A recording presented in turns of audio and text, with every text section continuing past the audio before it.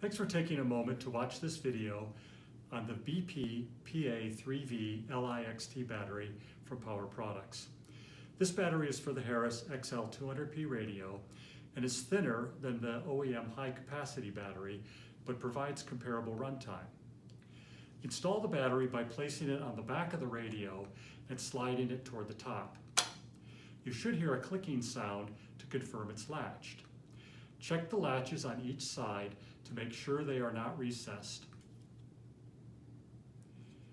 If the latch is not flush with the outside of the radio, the battery is not properly secured.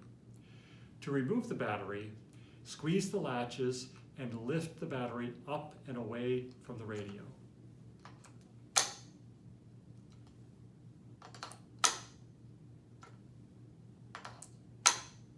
The battery will generally not release from the radio if it is pulled off the end, regardless of how much pressure is applied to the latches.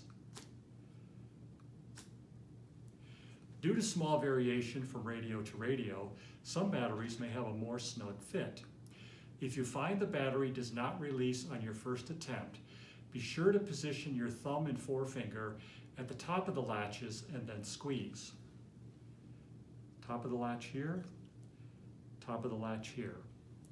This will ensure that the internal latching mechanism compresses more fully to allow easy removal of the battery. A battery that is not properly seated on the radio may be more difficult to remove.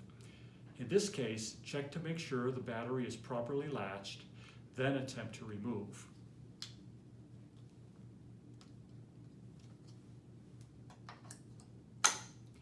Thanks again for watching this video, and feel free to contact Power Products if you have any additional questions.